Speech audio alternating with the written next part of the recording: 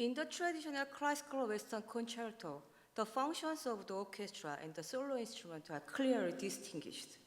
A solo instrument is set off against an orchestra, and the orchestra accompanies the solo instrument.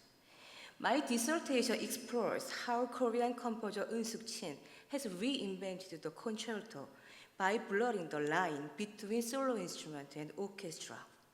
Recently, Chin has incorporated the sheng, an ancient Chinese instrument, into her work. The sheng is closely related in structure to the pipe organ, but is played with mouth. It can play multiple pitches simultaneously and features a sound that resembles the high-pitched reed instrument and even modern electronic sound. Due to its many capabilities, the sheng is attractive to modern composers. In my dissertation, I consider how Chin's concerto Su reimagines the orchestra as imitating and magnifying the sheng to create the impression of one large-scale instrument and new sound, what I call hyper-sheng. In her revolutionary blending of sheng and orchestra, Chin creatively connects the European and Asian musical aesthetic and reshape how we think about orchestral music. In the music from Su, I will play for you in a moment, Chin recreates the sound of wild storm in the Korean mountains by blending the sheng and the orchestra to create the hyper-sheng. To depict this windy storm, Chin requires the performers to play their instrument in unusual ways and produce unexpected sounds.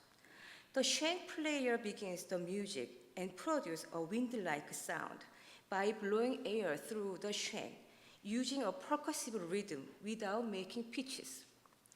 Similarly, the brass players reflect and amplify the sheng sound. Meanwhile, percussionists produce metallic sound to scratch piano strings that imitate the lightning, beat large drums to mimic thunder, and rub silk paper to evoke sheng's airy sound. As a result, the solo sheng and orchestra collaboratively produce large-scale version of the sheng's sonic structure.